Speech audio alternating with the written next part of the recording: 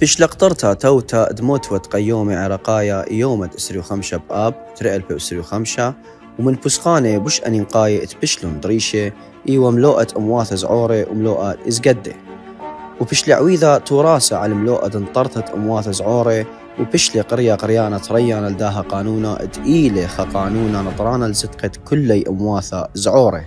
جلسة يوم أمس تمت إكمال القراءة الثانية لقانون حقوق الأقليات والتمييز الذي قمنا بجمع تواقيع في الجلسات السابقة للقراءة الأولى لتمرير القانون للقراءة الأولى بعد أخذ موافقة هيئة الرئاسة، وأيضا جمع التواقيع للقراءة الثانية وتمت الموافقة من هيئة الرئاسة وعرضه في جلسة يوم أمس وتمت القراءة. وفي الأيام القادمة إن شاء الله سيكون لنا اجتماعات مع ممثلين من الأخوة الأزيديين والشبك والتركمان والصابئ المندائيين لتكون هناك تلقيح لبعض الفقرات الموجودة في القانون وتثبيت الحقوق لكل مكون من هذه المكونات لنمضي بالتصويت على القانون بعد أيضا الموافقة هيئة الرئاسة ورؤساء الكتل السياسية.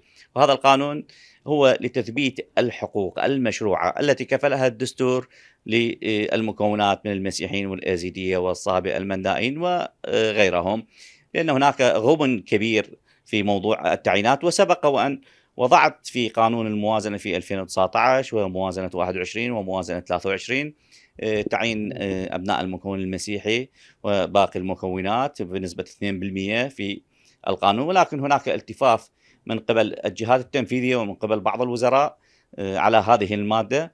ولكن عندما يكون هناك قانون يسند قانون الموازنة سيكون هناك تفعيل لبعض الحقوق في وتثبيتها في الوزارات، في بعض الوزارات من تعيينات من درجات الخاصة من كثير من المواضيع.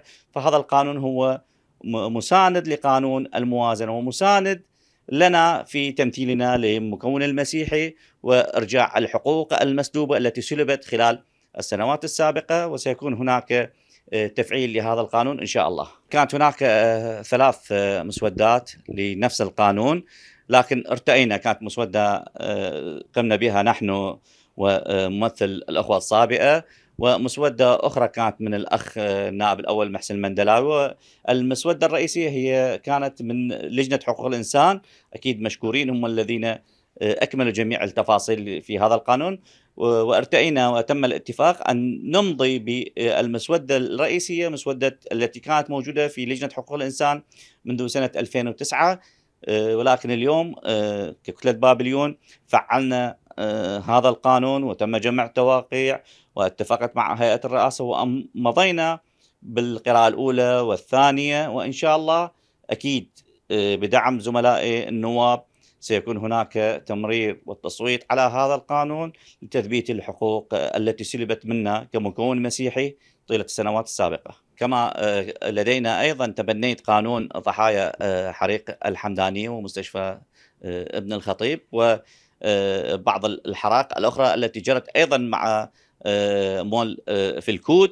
تبنيت هذا القانون ومضيت بالاتفاق مع هيئة الرئاسة وتم تمريره قراءة أولى وقراءة ثانية، وإن شاء الله سيكون هناك اتفاق مع هيئة الرئاسة لتمريره والتصويت على هذا القانون. ولكن لدينا بعض الاجتماعات مع اللجنة المختصة لجنة الشهداء والضحايا ليكون هناك تلقيح لبعض الفقرات الموجودة في القانون وتثبيت حقوق أهلنا الذين ذهبوا ضحايا في حريق الحمداني وحريق المستشفيات الأخرى. وسيكون هناك أيضا تثبيت هذه الحقوق مع مؤسسة الشهداء ووزارة المالية، وسيكون هناك الشروع بتنفيذ هذا القانون إن شاء الله في سنة 2026. كانت هناك في الأيام السابقة تصويت على المرشحين للسفراء في مجلس الوزراء، وتم إرسال كتاب إلى هيئة الرئاسة برفقة أسماء للمرشحين السفراء، ولكن يوم أمس لم تحصل الموافقة من بعض النواب، واليوم إن شاء الله سنمضي بالتصويت على قائمة السفراء. أكيد نحن كمكون مسيحي لدينا شخصية مرشحة من ضمن السفراء، وهذا حق من حقوق أبناء المكون المسيحي. وأيضا أخواننا الصابئ المندائيين لديهم سفير، وأيضا أخواننا الأزيدية لديهم سفير، وأخواننا أيضا التركمان. فأكيد كل المكونات مشتركة ولديها مرشحين، وكل الكتل السياسية لديها مرشحين ضمن هذه القائمة، قائمة السفراء. كانت هناك اعتراض من بعض السادة النواب بعدم تزويدهم بالسيفيات الخاصة بالمرشحين وعدم اطلاعهم على الأسماء المرشحة لهذه المناصب من قائمة السفراء. وإن شاء الله سيكون اليوم تم الاتفاق وسيطلع على السادة النواب على جميع الأسماء التصويت عليها في هذه الجلسة أو الجلسة القادمة إن شاء الله. بخصوص قائمة السفراء، احنا كان اعتراضنا على أنه السفير هي واجهة العراق، وينبغي أن يكون يعني نعرف عن تاريخه وعن هل أنه يفي بالدبلوماسية أم لا. نعم، العراق بحاجة إلى سفراء، ولكن ليست بهذه الطريقة أن يتم إرسال الأسماء دون أن نعلم من هم هؤلاء، لا سيرهم الذاتية ولا إجراء المقابلات معهم، هل يتقنون اللغات أم لا. يعني حقيقة لذلك اعترضنا بشكل عام كمجلس نواب. اعتراضنا السياسي اعتراضنا الآخر ككتلة سياسية هي أنه حصة المكون التركماني هي 3 سفراء حاليا، ولكن تم حقيقة أخذ حصة التركمان خلسة وإعطائها إلى الأحزاب الإسلامية. الأحزاب الإسلامية كل واحد عنده حصة، هو يقدر ينطي من حصة، لكن الذهاب إلى أخذ حصة التركمان حقيقة ليست بالمستوى المطلوب، ولذلك هذه ليست من عملهم. في نفس الوقت لجنة العلاقات الخارجية أهم لجنة في مجلس النواب أيضا ليس لديها أي علم بهذه الترشيحات. بالنسبة لنا كمكون تركماني نطالب بحقنا التمثيل القومي. أنا كممثل عن التركمان في مجلس النواب العراقي، كممثل لحزبي أيضا كجبهة تركمانية، لم يتم الأخذ بنظر الاعتبار أو ترشيحنا اللي احنا رشحناه ككتلة سياسية وكأيضا كموظفين من داخل وزارة الخارجية. بخصوص قانون الناجيات الأيزيديات والتركمان، هنالك تعديل تم تكليف هيئة الرئاسة إلى لجنة حقوق الإنسان بخصوص تعديل قانون الناجيات.